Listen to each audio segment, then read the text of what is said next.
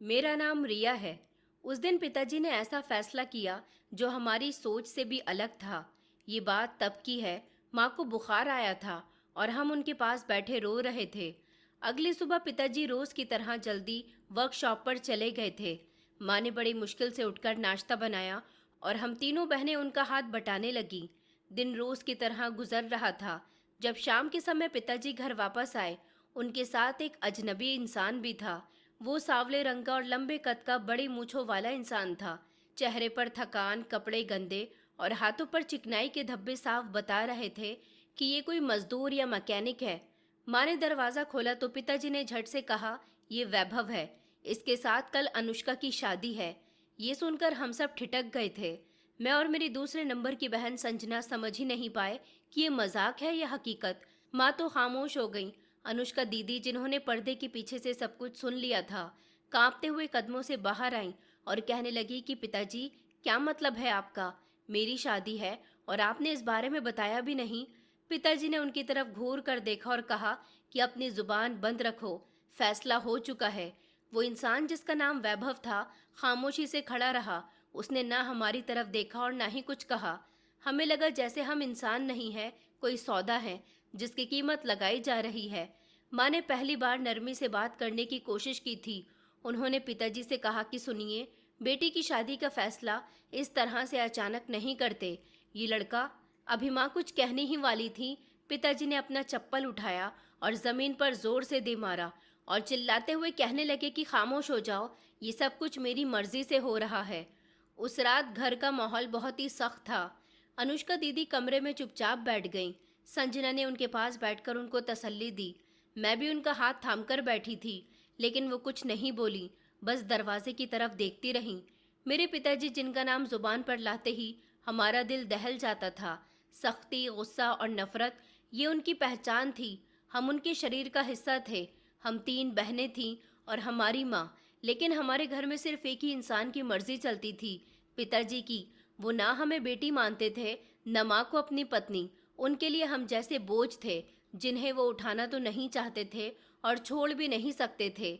हम जीते जागते इंसान नहीं, बस कोई चीज थी।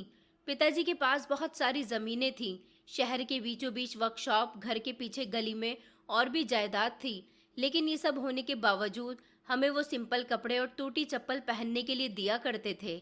यहाँ तक कि हम जमीन पर चटाई बिछाकर सोया करते थे। इसके अलावा हमें कुछ नहीं मिलता था।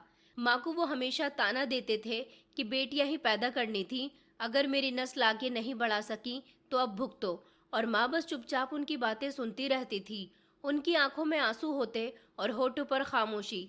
दिल में कितना दर्द छुपा था, शायद हम कभी पूरी तरह से जान भी नहीं सके थे। मैं सबसे छोटी थी, लेकिन इतनी भी छोटी नहीं कि पिताजी की नज़रों का जहर महसूस न कर सकूं। वो हमें ऐसे घूरते थे जैसे हम उनके अपने ना हों, जैसे हम उनके लिए कोई गंदगी हों जो घर में गलती से आ गई हो। उनकी नज़र में हमारे लिए इज्जत नहीं थी, न प्यार था, न कभी उन्होंने हमारे सर पर प्यार से हाथ रखा था, न हमारे चेहरे पर मुस्कुराहट देखी थी। एक बार मैंने जिद की कि पिताजी, मुझे भी किताबें चाहिए, जैसे स्कूल की बाकी लड़कियों के पास होती हैं। उन्होंने सख्त शब्दों में जवाब दिया कि पढ़कर क्या बनोगी? डॉक्टर? आखिर को चूल्हा ही तो जलाना है। उस दिन के बाद मैंने कभी उनसे कुछ नहीं मांगा। मांगने से ज्यादा इनकार की तकलीफ होती थी। माँ कहती थी कि बेटी, मर्द का दिल नहीं बदलता, बस औरत को सब्र आ जाता है। शायद वो ठीक ही कहती थी।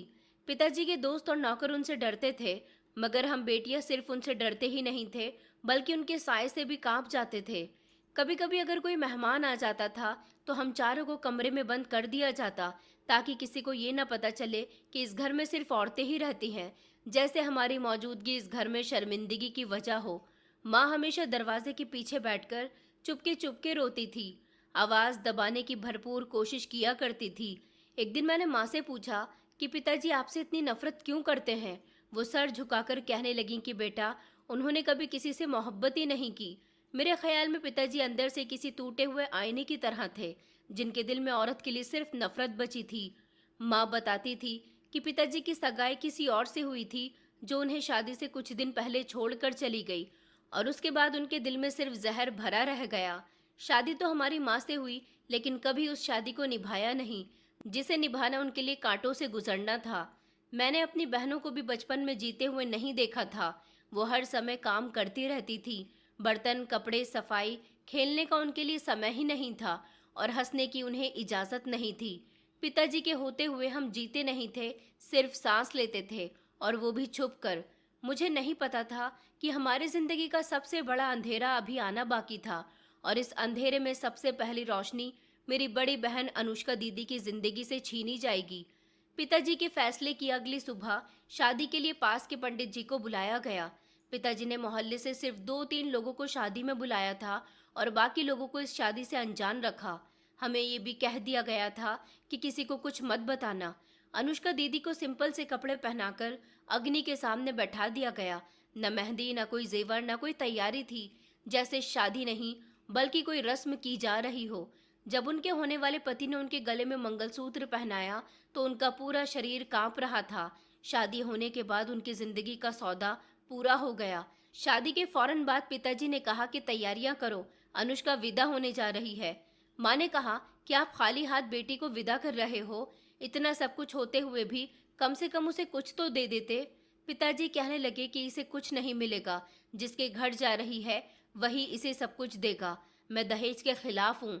मैंने देखा कि अनुष्का दीदी का चेहरा पीला पड़ चुका था। वो बार बार हमें और घर की दीवारों को, कभी माँ को ध्यान से देख रही थी, जैसे आखिरी बार सब कुछ आंखों में बसा रही हूँ।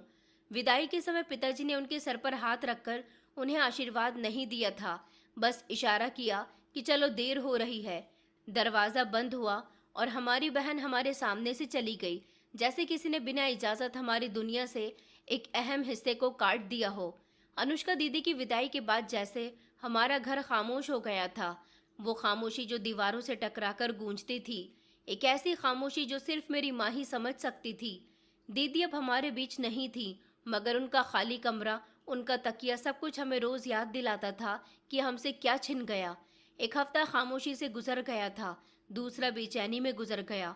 हम सबको लग रहा था कि शायद वैभव उन्हें लेकर मिलने आएगा या कोई खबर आएगी, मगर हर दिन सिर्फ इंतजार में गुजर गया, कोई खबर नहीं थी।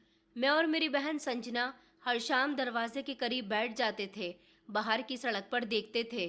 कभी कोई आहट होती, कोई अजनबी दिखता तो दिल धड़क उठता था, मगर हर बार मायूसी ही हाथ लगती थी। 3 महीने गुजर चुके थे, अनुष्का दीदी की कोई खबर नहीं आई थी, न कोई खत। मैं और संजना रोज घर के सामने खड़े होकर बाहर झांकते थे। एक दिन संजना ने कहा कि शायद पिताजी ने उन्हें कह रखा हो कि वो कभी वापस न आए। मैंने सर झुका लिया था कि शायद ऐसा हो सकता है, या फिर वो खुद इस काबिल ना रही हों कि वापस आ जाएं। फिर एक दिन शाम को माँ ने हिम्मत करके पिताजी से बात करने की ठान ली थी। वो कई दिनों से सोच रही थी, मगर अब उनका सब्र जवाब दे चुका था। वो दोपहर का समय था, पिताजी वर्कशॉप से लौटे ही थे। माँ ने खाना रखा और हल्के शब्दों में कहने लगी कि एक बार मुझे मेरी बेटी से मिलवा दो। मैं कुछ नहीं कहूंगी, बस एक बार उसे देख लूंगी।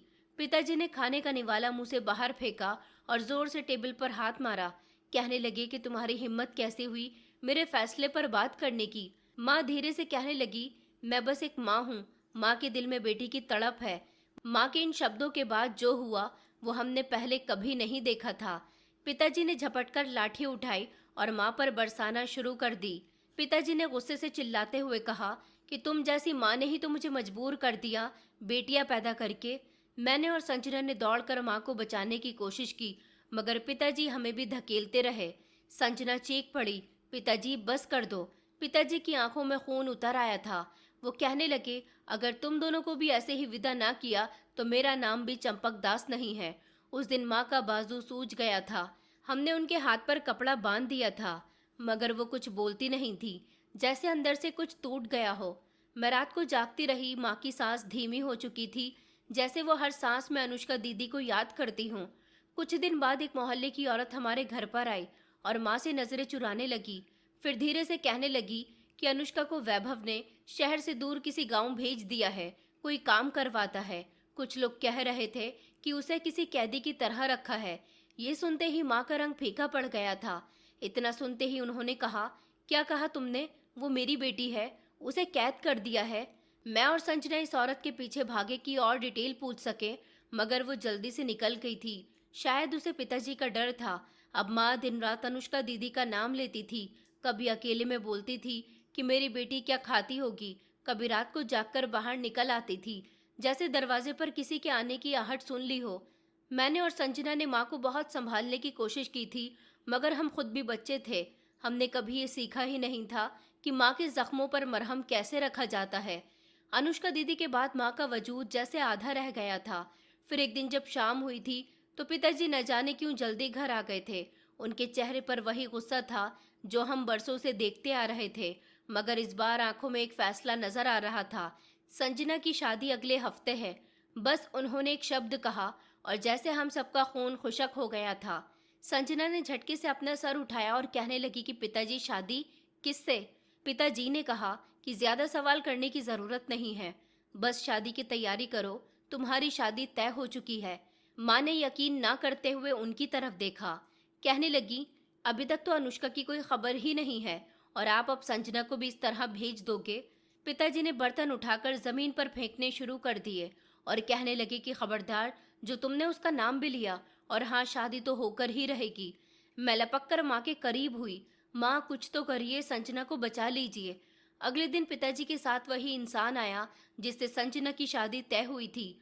उसका नाम अनुपम था। न पढ़ा लिखा था, न उसके परिवार का कुछ अता पता था, न उसे किसी बात की समझ बूझ थी। वो गाड़ी के पंक्चर ठीक करने का काम करता था। चाल ढाल बातों के अंदाज से सब कुछ पता चल रहा था कि वो मेरी बहन संजना के लिए किसी भी तौर पर लायक नहीं है, न दिमाग से न समझदारी से। पिताजी ने हमें एक कोने में बिठाकर शादी की तैयारियों की बातें शुरू कर दी। माँ कहने लगी कि कम से कम लड़का तो देख लीजिए, उसके बारे में कुछ मामला तो निकाल लीजिए।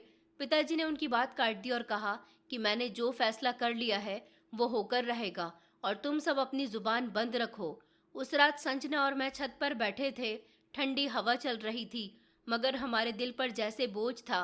संजना ने सर झुकाकर कहा कि रिया, शायद मेरी किस्मत भी अनुष्का दीदी की जैसी ही है। मैंने कहा कि नहीं संजना, हम लोग यहाँ से भाग चलते हैं, माँ को भी साथ लेकर चलेंगे।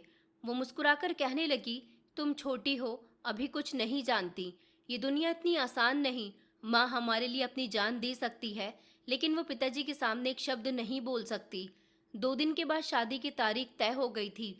मोहल्ले में अब की बार किसी को खबर नहीं दी गई थी, बस खामोशी से पंडित जी को बुलाया गया। इस बार पिताजी ने हमें नए कपड़े तो दिए थे, मगर वो भी ऐसे जैसे किसी को दिखाने के लिए दिए थे। अंदर से सब जानते थे कि एक सजा है। संजना ने शादी के दिन कमरे में बैठकर खामोशी से शादी की रस्मों को अंजाम दिया और वही सब कुछ दोहराया गया जो कुछ महीने पहले हम देख चुके थे। बस एक खामोश कमरा था, मजबूर लड़की और एक बेरहम पिता। विदाई का समय आया तो माँ ने पहली बार कुछ कहना चाहा, मगर पिताजी ने उन्हें हाथ के इशारे से रोक दिया कि खामोश रहो, तुमसे ज्यादा मुझे अपनी बेटियों की फिक्र है। संजना ने आखिरी बार पीछे पलटकर हमें देखा।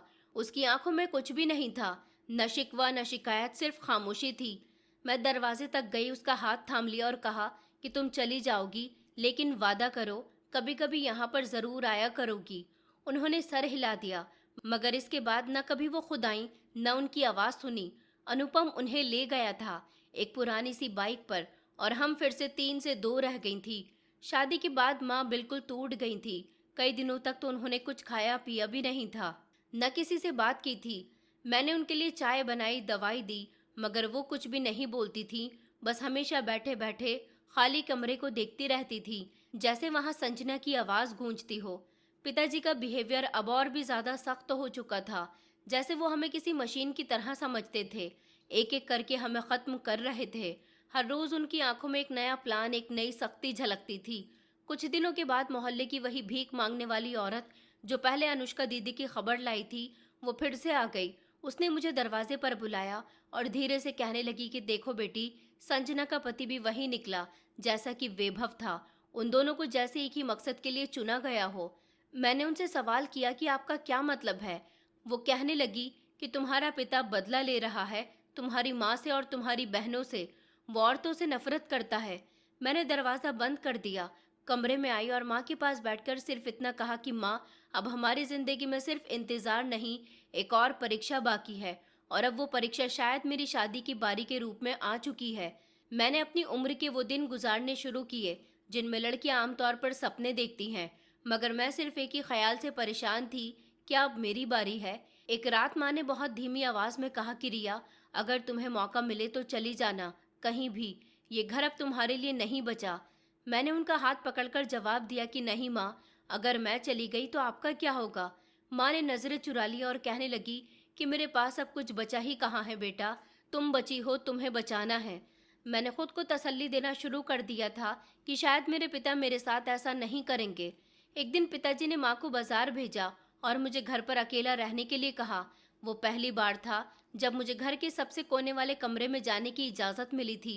मैंने ये मौका नहीं छोड़ा और अलमारी के नीचे से कुछ पुराने कागज़ निकालने शुरू किए। कुछ पुराने कागज़ और शादी की एक तस्वीर और कुछ चिट्ठियों के टुकड़े थे जिन पर कोई नाम नहीं लिखा हुआ था, लेकिन उस पर लिखाई मेरी माँ की ही थी। उन्होंने शायद कभी किसी खत को लिखने की कोशिश की थी, शायद अपनी माँ को या किसी और रिश्तेदार को, मगर खत कभी पूरा नहीं हुआ। मैंने माँ से इस बारे में पूछा, माँ ये खत आपने कब लिखे थे? वो चौंक गई और कहने लगी, बस किसी वक्त दिल किया था पर कभी भेजने की हिम्मत नहीं हुई। मैंने कहा क्यों? उन्होंने कहा क्योंकि तुम्हारे पिता ने हमारे सबसे पहला रिश्ता काट दिया था। एक और दिन मोहल्ले की लड़की की शादी का शोर उठा। इनविटेशन के कार्ड बनते जा रहे थे, हर तरफ चहल पहल थी। मैंने माँ से कहा, हम तो शादी में नहीं जा सकते ना। उन्होंने खामोशी से सर हिला दिया, मगर शाम को जब पिताजी आए तो उनके शब्द बड़े नरम थे। उन्होंने मेरी तरफ देखकर कहा, कल तुम और तुम्हारी माँ मोहल्ले की शादी में जा रहे हो। हम दोनों ने एक दूसरे को देखा। हम हैरान हो गए थे। न जाने क्यों, पर मैं खुश भी हुई, लेकिन डर सा भी लग रहा था। लेकिन हमारे पास तो अच्छे कपड़े भी नहीं थे। मैंने हिम्मत करके पिताजी से कहा तो उन्होंने कोई जवाब नहीं दिया, बस बाहर निकल गए। अगली सुबह एक थैला सोफे पर रखा हुआ था जिसमें नए रेडीमेड कपड़े थे। मैंने कपड़ों को हाथ लगाया। पहली बार लग रहा था जैसे हम भी किसी मौके पर मौजूद होने वाले हैं। शादी का दिन आया तो माँ ने बड़ी सावधानी के साथ मुझे तैयार किया। मेरे लिए ये पहला मौका था कि मैं किसी फंक्शन में जा रही थी, वो भी अपने पिताजी की इजाज़त से। माँ बार बार पूछ रही थी कि बेटा, मैंने तुम्हारे बाल ठीक से बांध दिए हैं ना, क्लिप ठीक लगाई है ना, जैसे वो खुद को यकीन दिलाना चाह रही हूँ कि सब कुछ ठीक है। मैंने उनका हाथ थाम लिया और कहा कि माँ, सब कुछ ठीक है। उनकी आंखों में एक अजीब सा डर और प्रार्थना थी। हम शादी वाले घर पहुंचे तो वहाँ एक अलग ही दुनिया थी। रोशनी से सजा हुआ बड़ा सा आंगन, औरतों की हंसी और वहाँ की रौनक, ये सब कुछ हमारे लिए अजनबी था। माँ ने मेरा हाथ मजबूती से थाम रखा था, जैसे किसी भी लम्हे कुछ भी हो सकता है। हमें औरतों के हिस्से में बिठाया गया। मैं एक कोने में छिपकर बैठ गई। माँ मेरे पास थी। हम दोनों खामोशी से बाकी औरतों को देखते रहे।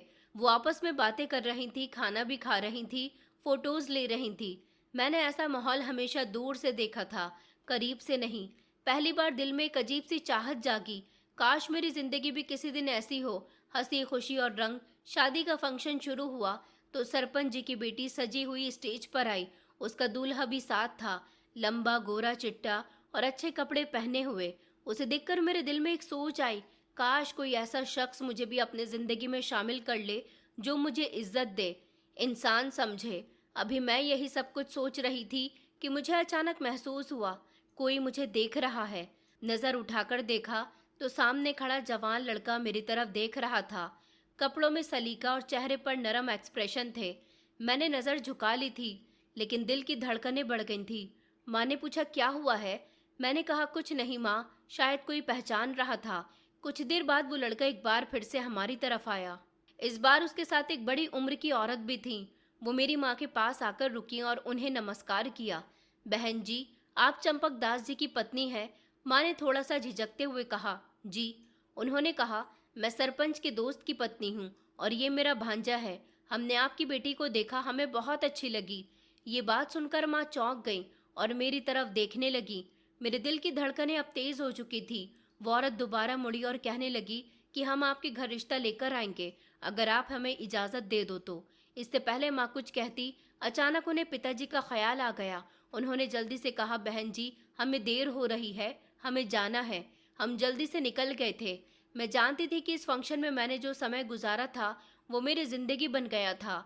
वापस आने पर माँ ने कुछ नहीं कहा, लेकिन घर पहुँचते ही उन्होंने अचानक मेरे सर पर हाथ रखा और कहने लगी कि बेटा, इस दुनिया में शायद अच्छे लोग अब नहीं है।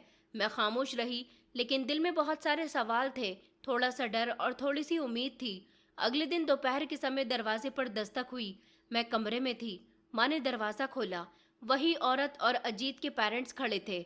उन्होंने कहा कि हमने कल आपसे बात की थी ना, अब रिश्ता लेकर आए हैं।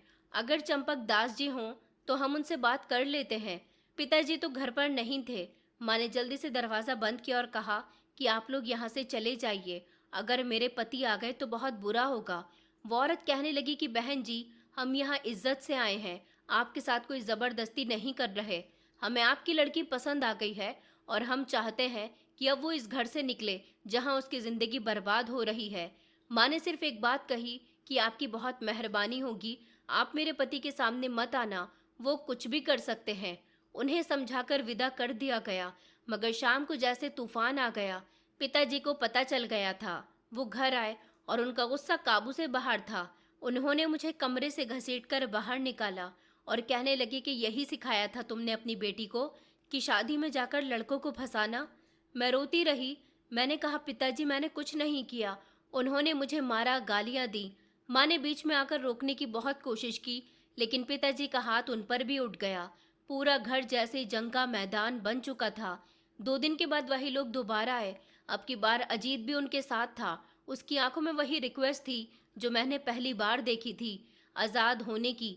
लेकिन पिताजी ने इस बार हद ही पार कर दी थी। उन सबको घर के दरवाजे पर बेइज्जत करके निकाल दिया था।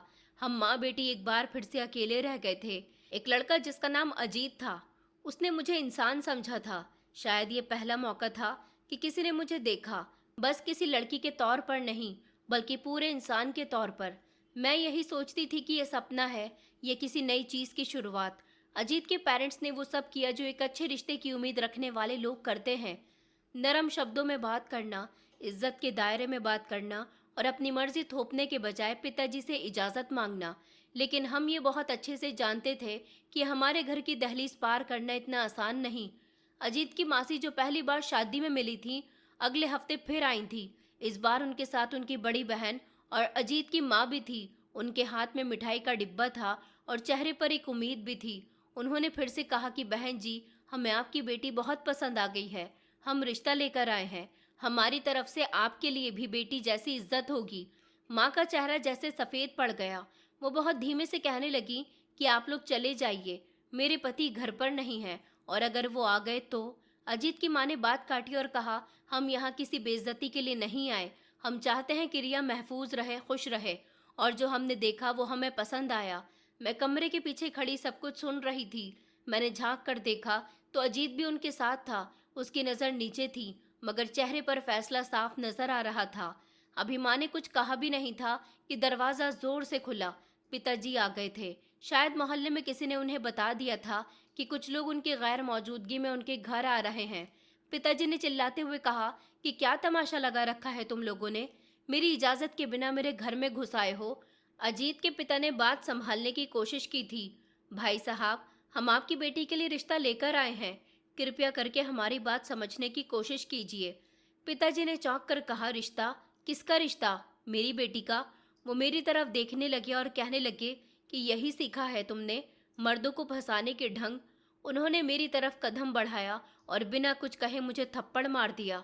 मैं घबरा गई। माँ बीच में आ गई और कहने लगी, ये क्या कर रहे हो आप? ये लोग इज्जत से आए हैं, इनकी बात तो सुन लो। पिताजी ने माँ को भी धक्का दे दिया और कहने लगे कि तुम्हारी वजह से ही मुझे आज ये दिन देखना पड़ रहा है। एक के बाद एक मेरे सर पर सवार हो रही है। अजीत कुछ कदम आगे आया और कहने लगा कि अंकल, हमने कोई गलत काम नहीं किया, मैं सिर्फ शराफत से आपके घर रिश्ता लेकर आया हूँ। पिताजी ने उसकी तरफ उंगली उठाई और कहने लगे कि तुम यहाँ से निकल जाओ, तुम लोग मेरे घर की दहलीज पर दोबारा कभी मत आना, और अगर आ गए तो मैं पुलिस बुला लूंगा। अजीत की माँ ने भी नज़र झुका ली थी और धीरे से कहा कि हम तो सिर्फ अपने बेटे की खुशी के लिए आए थे, आप चाहें तो हम वापस चले जाते हैं। पिताजी ने आगे बढ़कर उनके हाथ से मिठाई का डिब्बा छीन लिया और दरवाजे के बाहर फेंकते हुए कहने लगे कि अभी और इसी समय निकल जाओ मेरे घर से। वो सब वापस चले गए। मैंने दरवाज़ा बंद कर दिया, लेकिन अंदर का तूफान अभी थमा नहीं था। पिताजी ने मुझे कमरे में धकेल दिया और कहने लगे कि तुम्हारी हिम्मत कैसे हुई, मैंने तो तुम्हें बाहर भेजना बंद कर दिया था, फिर ये तमाशा कैसे लगा? मैं रो रही थी और कहने लगी कि पिताजी, मेरी कोई गलती नहीं, मुझे तो कुछ भी नहीं पता था। पिताजी ने जोर से दरवाज़ा बंद किया और मेरे बाजुओं पर लाठी बरसाई। माँ बीच में आई और कहने लगी, बस कर दो, ये आपकी बेटी है, मासूम बच्ची है। पिताजी कहने लगे कि बेटी, ये बेटी नहीं है, ये वो दाग है जो हमारे परिवार की इज्जत पर लग गया है। फिर उन्होंने दरवाजे की कुंडी लगा दी और मुझे और माँ को अंदर बंद कर दिया। हम सारी रात बंद रहे। माँ ने मेरा बाजू पकड़कर देखा जो कि नीला पड़ गया था। माँ ने कहा कि बेटा मुझे माफ कर देना, अगर मैं कुछ कर पाती तो तुम्हें बचा लेती। मैंने माँ का हाथ पकड़कर कहा कि आपका कोई कसूर नहीं है माँ, हम बस एक कैद खाने में बंद कर दिए गए हैं। सुबह दरवाज़ा खुला और हमें बाहर जाने की इजाज़त दी गई। पिताजी खामोश थे, जैसे कुछ हुआ ही न हो। मैं माँ के साथ किचन में काम करने लगी, लेकिन दिमाग में अजीत की वो नज़र बार बार आ रही थी जिसमें सिर्फ सवाल थे। अगले दिन वही भीख मांगने वाली औरत आई थी जो हमेशा पैसे मांगने के लिए आ जाती थी। उसने धीरे से मेरे हाथ में एक कागज़ दिया और कहने लगी, ये लो बेटी, वो लड़का बार बार आ रहा है रिश्ता लेकर, उसे तुमसे कुछ बात करनी है। उसने मुझसे कहा है कि मैं ये मैसेज तुम्हें दे दूं। मैंने कागज़ खोला, उसमें लिखा हुआ था, रिया, मैं सिर्फ तुमसे शादी करना चाहता हूँ। मैं जानता हूँ तुम पर क्या गुजर रही है। मैं तुम्हें अपनी पत्नी बनाने के लिए हर हद तक जाऊंगा। अजीत। मैंने वो पर्ची लपेटकर अलमारी में रख दी थी। मैं समझ चुकी थी जो शुरू हुआ है वो रुकेगा नहीं। पिताजी के जुल्म से कहीं ज्यादा मुझे अब अपने दिल का फैसला डरा रहा था। मैंने पहली बार किसी पर भरोसा करने का सोचा था। पिछले कुछ दिन इसी तरह के कंफ्यूजन में गुजर गए थे। अजीत का दिया हुआ मैसेज मेरे दिल में एक नई हलचल पैदा कर चुका था और पिताजी के जुल्म ने मुझे बेबस कर दिया था। फिर वो दिन आया जब हमारी चीखों की आवाज़ दीवारों से निकलकर गली में सुनाई देने लगी थी और गली गूंजने लगी। शाम का समय था। माँ किचन में खाना बना रही थी, मैं झाड़ू लगा रही थी और पिताजी आंगन में बैठे सिगरेट पी रहे थे। अचानक दरवाजे पर जोर जोर से दस्तक हुई। दरवाज़ा खोलो, पुलिस है। हम दोनों डर गए। पिताजी ने एक लम्हे के लिए सिगरेट बुझा दिया और दरवाज़ा खोला तो बाहर दो सिपाही और इंस्पेक्टर खड़े हुए थे। उन्होंने कहा कि हमें पता चला है कि इस घर में औरतों पर अत्याचार होता है, हमें चंपक दास को गिरफ्तार करना है। पिताजी के चेहरे पर पहली बार हैरानी और गुस्सा एक साथ दिखाई दिया था। उन्होंने कहा, कौन है जो मेरे खिलाफ बकवास कर रहा है? इंस्पेक्टर ने सख्त शब्दों में कहा कि आपके मोहल्ले वालों की तरफ से शिकायत आई है, हम घर की औरतों से बयान लेंगे, आओ हमारे साथ। पहले तो पिताजी ने उन्हें रोकने की कोशिश की, लेकिन पुलिस के दबाव पर मजबूरन उन्हें हथकड़ियां पहननी पड़ी। उनके चेहरे पर जितना गुस्सा था उससे ज्यादा हैरानी थी कि उनके खिलाफ कोई बोलने की जुर्रत कैसे कर सकता है। मोहल्ले के कुछ लोग दरवाजे से झांक रहे थे, कुछ बच्चे तालियां भी बजा रहे थे और हम दोनों दरवाजे के पीछे खड़ी थी। माँ के चेहरे पर कुछ लम्हों के लिए सुकून दिखाई दिया, लेकिन फौरन ही वो बेचैनी में बदल चुका था। अगले दिन हमें थाने बुलाया गया। पुलिस चाहती थी कि माँ अपने पति के खिलाफ बयान दे। इंस्पेक्टर ने कुर्सी खींचकर माँ को बिठाया और कहा, बहन जी, आपकी बेटी की चीखों की आवाज़ मोहल्ले तक गई थी, हमें सब पता है। अब समय है कि आप सच बोलिए। मैं दरवाजे के बाहर बैठी हुई थी, सब कुछ सुन रही थी। मेरा दिल धड़क रहा था। मैं चाहती थी कि आखिरकार माँ वो सब कुछ बता दे जो बरसों से उनके साथ हो रहा है। मैंने प्रार्थना की कि काश आज मेरी माँ सब कुछ बता दे। इंस्पेक्टर दोबारा कहने लगा कि आपका पति बेटियों पर अत्याचार करता है, पत्नी पर हाथ उठाता है, हमें सच बताइए ताकि हम इंसाफ कर सके। माँ कुछ लम्हे तो खामोश रही, फिर सर झुकाकर कहने लगी कि मेरे पति का बिहेवियर थोड़ा सख्त है, लेकिन वो बुरे इंसान नहीं है। घर की बातें बाहर निकल जाती हैं, इसलिए लोग इल्ज़ाम लगा रहे हैं। इंस्पेक्टर ने एक लम्हे खामोशी के बाद कहा, आप यकीन से कह रही हैं कि वो आप पर या आपकी बेटी पर हाथ नहीं उठाते? माँ ने कहा कि जी, कभी कभी गुस्से में थोड़ा सख्त बोल जाते हैं, लेकिन मारपीट की बात गलत है। ये सुनकर मेरे पैरों तले से जमीन निकल गई थी। मैं दरवाजे के पीछे खड़ी ये सब सुनकर हैरान रह गई। वो माँ जो रातों को मेरे जख्मों पर पट्टियां रखती थी, जो कहती थी कि मैं तुझे बचाऊंगी, आज वो सब झूठ बोल गई। वापसी पर माँ और पिताजी एक साथ ही आए थे। पिताजी की आंखों में वही पुराना घमंड था। उन्होंने मुझे देखा और झटक दिया। उन्होंने कहा, समझ गई, मैं क्यों कहता था कि तुम लोग कुछ नहीं कर सकती। मैं तुम्हें बेचकर भी बच निकलूंगा। मैंने माँ की तरफ देखा, लेकिन उन्होंने मेरी आंखों से नजरें चुरा ली थीं। कमरे में दाखिल होते ही पिताजी ने दरवाज़ा बंद किया और कहने लगे कि तुम दोनों को लगता है कि पुलिस मेरे खिलाफ खड़ी हो जाएगी। मैंने इस मोहल्ले में पूरे 30 साल गुजारे हैं। माँ खामोश खड़ी रही थी। मैंने हिम्मत करके माँ से पूछा कि आपने ऐसा क्यों किया, आपने झूठ क्यों बोला? वो एक लम्हे के लिए खामोश रही, फिर धीरे से बोली रिया, अगर मैं सच बोल देती तो तुम्हारा पिता कभी वापस नहीं आता और तुम्हारी शादी हमेशा के लिए रुक जाती। वो लोग कभी तुम्हें एक्सेप्ट नहीं कर पाते जिन्हें तुम पसंद करती हो। अजीत की बात है, हाँ अगर तुम्हारे पिता को सजा हुई तो उनकी जिद और बढ़ जाएगी। वो कभी तुम्हें किसी के साथ खुश नहीं देखना चाहेंगे। मैंने सच छुपाया था ताकि तुम बच सको। मैं कुछ नहीं बोल सकती थी, बस खामोशी से कमरे के एक कोने में बैठ गई। पुलिस स्टेशन से वापस आने के बाद घर में सब कुछ पहले जैसा हो गया था, लेकिन मेरे अंदर कुछ बदल चुका था। माँ का झूठ सुनकर एक तरफ दिल टूट रहा था तो दूसरी तरफ कुछ समझ में आने लगा था। वो मेरी हिफाजत के लिए झूठ बोल गई, मगर इस झूठ ने मुझे एक मौका जरूर दिया था। इस मौके को मैं खोना नहीं चाहती थी। कुछ दिन गुजरे। पिताजी रोज की तरह सुबह को चले जाते थे। मैं माँ के साथ घर के काम में लगी रहती, लेकिन मेरी नज़र अक्सर गली के नुक्कड़ पर जाकर ठहर जाती थी, जहाँ कभी वो भीख मांगने वाली औरत आती थी जिसने पहले अजीत का मैसेज मुझे दिया था। वो औरत फिर आई थी। गर्मी बहुत तेज थी, जिसकी वजह से उसे पसीना आ रहा था। माँ ने उसे अंदर बुलाया, पानी पिलाया और थोड़ा सा खाना दिया। वो माँ के साथ बातें करने लगी और मुझे इशारे से बुलाने लगी। कहने लगी कि बेटी, तुम्हारे लिए कुछ लाई हूँ। उसने अपने फटे पुराने थैले से एक छोटा सा पैकेट निकाला और चुपके से मेरे हाथ में थमा दिया। कहने लगी कि ये मोबाइल है, अजीत ने भेजा है और एक लेटर भी है, बाकी बात तुम खुद समझ जाना। मैंने जल्दी से पैकेट अपने कपड़ों में छुपा लिया था और पानी देने के बहाने कमरे में आ गई। दरवाज़ा बंद किया और जल्दी से पैकेट खोला। उसमें एक छोटा सा मल्टीमीडिया मोबाइल था और एक लेटर भी था जिस पर साफ अक्षरों में लिखा हुआ था, रिया, मैं अजीत हूँ। तुम्हें पहली बार देखकर दिल में कुछ बैठ गया था। मैं जानता हूँ तुम किसी परेशानी में हो और मैं तुम्हें वहाँ से निकालना चाहता हूँ।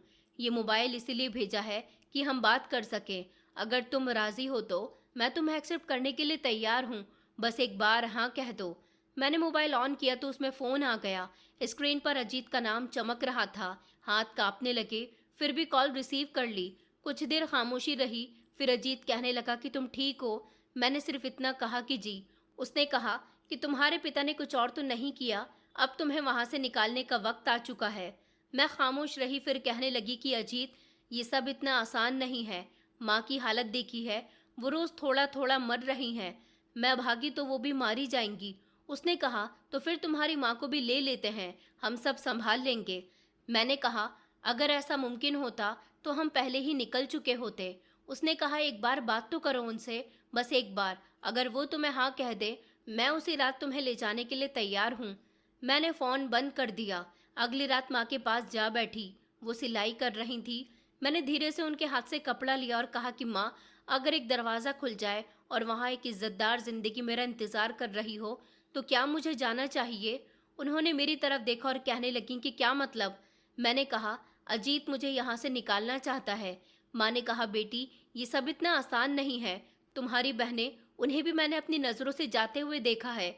मैंने उनका हाथ पकड़ लिया और कहा अगर मैं भी चली गई तो कभी वापस नहीं आ सकूंगी। अगर पिताजी ने मेरी शादी भी बाकी दोनों बहनों की तरह करवा दी तो?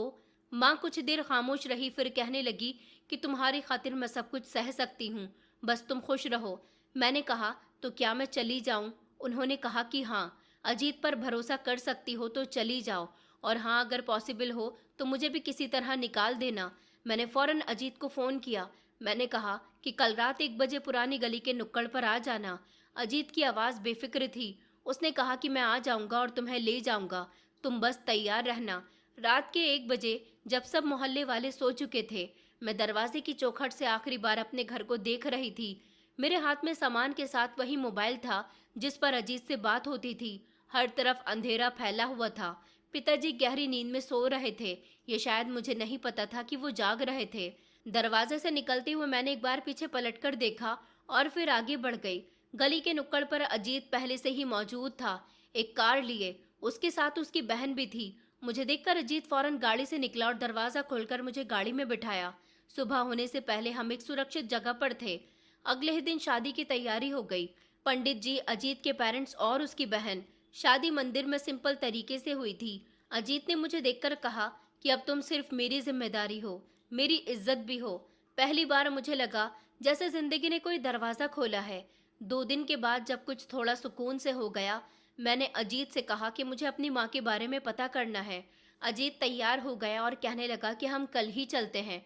पुलिस भी हमारे साथ होगी ताकि अगर कोई परेशानी हो तो हम बच जाएं। अगली सुबह हम करीब के पुलिस स्टेशन में पहुंचे। अजीत के पिता ने पहले से ही वहां पर बात कर रखी थी। दो हवलदार हमारे साथ रवाना हुए। घर के करीब पहुंचे तो बाहर सब कुछ वैसा ही था, खामोश।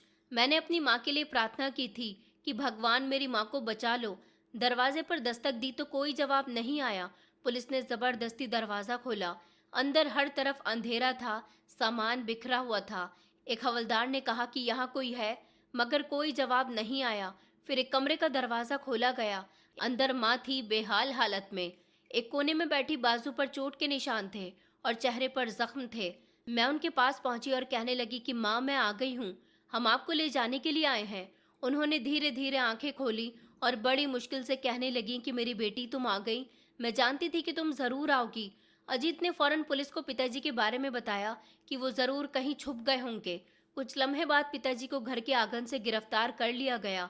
वो पुलिस को देखकर चिल्लाने लगे और कहने लगे कि ये लड़की मेरे घर से भागी है, मुझे फंसा रही है। हवलदार ने उनके हाथों में हथकड़ियां लगाते हुए कहा कि जो तुमने किया है उसका हिसाब देना होगा। हम माँ को लेकर अस्पताल पहुंच गए। वो बहुत ही जख्मी हालत में थी। डॉक्टर ने बताया कि इन्हें बहुत देर बाद यहाँ पर लाया गया है। शरीर में इन्फेक्शन काफ़ी फैल चुका है। मैं लगातार उनके साथ ही रही। उन्होंने मेरा हाथ थाम लिया और कहने लगी कि बेटी, अगर मैं नहीं रही तो घबराना मत, बस अजीत के साथ खुश रहना। मेरी बेटी अब आज़ाद है। मैंने जवाब दिया, माँ, आप जल्दी ठीक हो जाओगी, फिर हम साथ साथ रहेंगे। अजीत भी मेरे साथ ही था। वो माँ के लिए दवाई लाता, उनका हर तरह से ख्याल रखता, लेकिन वक्त कम निकला। नर्स ने आकर खबर दी कि आपकी माँ नहीं रही। माँ का वो चेहरा जो हमारे जख्मों का मरहम था, अब खामोश हो चुका था। उनकी आंखें बंद हो गई थी। माथे पर सुकून था, जैसे वो किसी बोझ से आज़ाद हो गई हों। अजीत ने मुझे सहारा दिया और कहने लगा कि रिया, तुम्हारी मम्मी बहुत बहादुर थी, उन्होंने तुम्हें बचाया। मैंने रोते हुए अपनी माँ से कहा, माँ, आपने तो कहा था कि आप हमेशा मेरे साथ रहोगी। अजीत ने खुद उनका अंतिम संस्कार किया था। उस दिन मुझे एहसास हुआ कि आज़ादी एक दिन में नहीं मिलती, वो कीमत मांगती है। कभी खून की, कभी सब्र की, कभी अपनों की जुदाई की। मैं आज़ाद हो चुकी थी, लेकिन माँ को खोकर। मैं अपनी माँ के लिए प्रार्थना कर रही थी कि मेरी माँ को स्वर्ग नसीब हो और उनकी आत्मा को हमेशा शांति मिले। काफ़ी समय बीत चुका था। मैं और अजीत अपनी ज़िंदगी को संभालने की कोशिश कर रहे थे। हर दिन माँ की याद आती थी। ये वो दुख था जो शब्दों से जाहिर नहीं हो सकता था। एक दिन जब मैं किचन में काम कर रही थी, अजीत ने मुझे पुकारा और कहा कि रिया, बाहर आओ, वकील साहब आए हैं। उन्होंने कहा कि मैं आपके पिता का पैगाम लाया हूँ, वो तुमसे मिलना चाहते हैं। मैं हैरान रह गई। मैंने कहा, पिताजी जेल में है, अब क्या कहने के लिए बाकी रह गया। वकील ने कहा कि वो सिर्फ तुमसे मिलकर माफ़ी मांगना चाहते हैं, वो काफ़ी बीमार है। मैं खामोश हो गई, दिल में उलझन थी। अजीत ने धीरे से कहा कि फैसला तुम पर है। 2 दिन बाद जब मैं अजीत के साथ जेल गई तो मेरे दिल में काफ़ी सारे सवाल थे, कई शिकायत थी। मुझे अंदर ले जाया गया, कुर्सी पर बिठाया गया। कुछ देर में कमज़ोर कांपता हुआ आदमी आया। ये वो चंपक दास नहीं थे जो कभी मेरे पिता हुआ करते थे। हड्डियों का ढांचा बन गए थे। उन्होंने मुझे देखा और फौरन नज़र झुका ली। फिर हाथ जोड़कर कहने लगे कि मेरी बेटी, तुम वापस आ गई। मैं सोचता था कि तुम नहीं आओगी। मैंने कोई जवाब नहीं दिया, सिर्फ उनकी तरफ देखा। उनकी आवाज़ बहुत धीमी हो गई थी, जैसे अंदर का सारा जोर खत्म हो चुका हो। वो कहने लगे कि मैं बहुत बुरा पिता था, मैंने तुम्हारी माँ को मारा, बेटियों की इज्जत छीनी। मुझे कुछ नहीं कहना चाहिए, बस माफ़ी मांगनी है। मैंने कहा, जब माँ को कैद किया, जब बहनों को गलत लोगों के हाथों में सौंप दिया, तब सोचा था कि तुम्हें माफ़ी मांगनी है। उन्होंने सर झुका लिया, कहने लगे कि मैं पागल हो गया था। दरअसल मैं जिस लड़की से मोहब्बत करता था, उसने मुझे रिजेक्ट कर दिया था। उसके साथ मेरी सगाई भी हुई थी, लेकिन शादी से 2 दिन पहले वो मुझे छोड़कर भाग गई और फिर मेरे घर वालों ने ज़बरदस्ती मेरी शादी तुम्हारी माँ के साथ करवा दी। बस तभी से मुझे औरतों से नफरत होने लगी। तुम्हारी माँ इस नफरत का निशाना बन गई। बेटियाँ पाप लगने लगीं। मैंने कहा, हम आपकी बेटियाँ थी, आपके शरीर का हिस्सा थी, हम आपको दुश्मन लगते थे। वो रोने लगे थे, कहने लगे कि हर रात मेरे सपने में तुम्हारी माँ आती है, कहती है कि चंपक दास, तुम मेरे कातिल हो, मैं तुम्हें कभी नहीं छोड़ूंगी। बेटी, मैं सो नहीं सकता, हर रात वो मुझे पकड़ लेती है। मेरी आंखों में आंसू आ गए थे। उन्होंने कहा, बस तुम मुझे माफ़ कर दो, मैं समझूंगा कि तुम्हारी माँ ने भी मुझे माफ़ कर दिया। मुझे पता है अब मेरी मौत बहुत करीब है, लेकिन मैं यहाँ जेल में नहीं मरना चाहता, अपने घर में मरना चाहता हूँ। मुझे यहाँ से निकाल दो। मैंने कहा, मैं अपनी माँ की तरफ से कुछ नहीं कह सकती, लेकिन मैं खुद कहती हूँ कि तुमने जो किया उसकी सज़ा दुनिया तुम्हें दे चुकी है। अब जो बचा है वो ऊपर वाला देगा। मैं उठी ही थी, उनकी तरफ देखा, उनकी आंखों में आंसू थे। मैंने कहा, मैं केस वापस ले लूंगी, लेकिन याद रखना, मैं तुम्हें इंसाफ से तो बचा सकती हूँ, लेकिन पछतावे से बाहर निकाल कर, क्योंकि कुछ लोगों को सजा से नहीं बल्कि उनके पछतावे से मरना चाहिए। मुकदमा वापस ले लिया गया था। पिताजी को उसी घर में भेज दिया गया था जहां से उन्हें गिरफ्तार किया गया था। पिताजी कुछ समय तक वहां रहे। न मैंने और न किसी आस पड़ोसी ने उनकी कोई मदद की, और वो उसी घर में घुट घुट कर जी रहे थे। एक दिन उन्होंने मुझे अपने पास बुलाया और कहने लगे कि रिया, मेरा एक काम करो, मैं सुकून से मरना चाहता हूँ, लेकिन मरने से पहले मैं तुम्हारी दोनों बहनों से माफ़ी मांगना चाहता हूँ। अनुष्का और संजना, उनको ढूंढ कर निकालो। मैंने चौंक कर कहा कि वो दोनों जिंदा हैं? कहाँ हैं वो दोनों? वो खामोश हो गए, सिर्फ अपनी जेब से एक पर्ची निकालकर मुझे दी, जिस पर एक पता लिखा हुआ था। कहने लगे कि ये एड्रेस है, जाकर देख लो, अगर हो सके तो उनसे भी मेरी तरफ से माफ़ी मांग लेना, चाहे वो मेरी शक्ल ना देखें, मगर मरने से पहले मैं उनके बारे में जानना चाहता हूँ, तो शायद मुझे सुकून आ जाएगा। मैं उस एड्रेस पर गई, जो गांव से काफ़ी दूर जाकर था। हम पुराने वीराना आबादी के किनारे कच्चे रास्तों से गुजरते हुए एक टूटे फूटे दरवाजे के सामने जाकर रुके। बाहर ताला लगा हुआ था। हमने आसपास के लोगों से पूछा तो उन्होंने बताया कि यहाँ किसी नौकरानी के साथ दो लड़कियां रहती थी, उन्हें कैद करके रखा गया था। यहाँ कोई आता जाता नहीं है। अब हमें नहीं पता कि वो यहाँ है या नहीं। ये सुनकर हम हैरान रह गए। हमने पुलिस की मदद ली, मकान का ताला तोड़ा, अंदर दाखिल हुए तो इस छोटे से मकान में हल्की सी बदबू आ रही थी। धीमी धीमी आवाज भी आ रही थी, जैसे कोई बोल रहा हो। हम अंदर गए तो रोशनी बहुत कम थी, मगर नजर आ रहा था। जो नज़ारा देखा उसने मेरे होश उड़ा दिए थे। एक कमरा था जिसके कोने में दो चारपाई थी, जिन पर दो कमजोर शरीर लेटे हुए थे, जिनके शरीर का नीचे का हिस्सा लाचार हो चुका था। मैं धीरे से उनके करीब गई तो देखा कि वहां मेरी दोनों बहनें थी, संजना और अनुष्का दीदी, जिनको मैं कई सालों के बाद देख रही थी। मैं रोती हुई उनके पास बैठ गई। मैंने कहा कि ये सब कैसे हुआ। संजना ने धीरे से बताया कि पिताजी ने हमें इन लोगों के हवाले कर दिया था, जो औरतों को सिर्फ चीज समझते हैं, मारना पीटना, कैद में रखना, इस्तेमाल करना। आखिरकार एक दिन वैभव और अनुपम ने हम पर इतना जुल्म किया कि हमारी टांगे खराब कर दी। फिर पिताजी हमें यहाँ फेंक कर चले गए। मैंने अपने आंसू पोंछे और कहा कि अब कुछ नहीं होगा। मैंने उनको सब कुछ बताया और उनको फौरन अस्पताल में भर्ती करवाया। हर दूसरे तीसरे दिन उनके टेस्ट हो रहे थे और सब कुछ वही बताया गया जो हमने अपनी आंखों से देखा था। उन्हें शारीरिक और मानसिक तौर पर टॉर्चर किया गया था। डॉक्टर ने कहा था कि इलाज पॉसिबल है, लेकिन वक्त और बहुत सारा पैसा चाहिए। मैंने एक लम्हा भी बर्बाद किए बिना पिताजी की सारी जायदाद, वर्कशॉप और ज़मीन, घर, सब कुछ बेचने का फैसला कर लिया था। वकील ने भी हैरानी से कहा था कि आपको पता है ना कि ये सब कुछ अभी आपके पिता के नाम पर है। मैंने कहा कि हाँ, वही इंसान मेरी बहनों की ऐसी हालत का जिम्मेदार है। अगर वो सच में अपनी गलती मान चुके हैं तो उनकी जायदाद उनकी बेटियों के हिस्से में आनी चाहिए। मैं अपनी बहनों का इलाज करवाऊंगी। मैंने उनका इलाज शुरू करवा दिया था। कुछ समय के बाद जब उनकी कंडीशन बेहतर होने लगी तो उनके शरीर ने हरकत करनी शुरू कर दी थी। मैं रोज उनके पास बैठती थी, माँ की बातें किया करती थी। एक दिन अनुष्का दीदी कहने लगी कि रिया, अगर तुम हमें नहीं बचाती तो शायद हम इसी अंधेरे में मर जाते। और फिर वक्त गुजरता गया। एक दिन वो दोनों पूरी तरह से ठीक हो गई थी, लेकिन अब पिताजी की मौत का वक्त आ चुका था।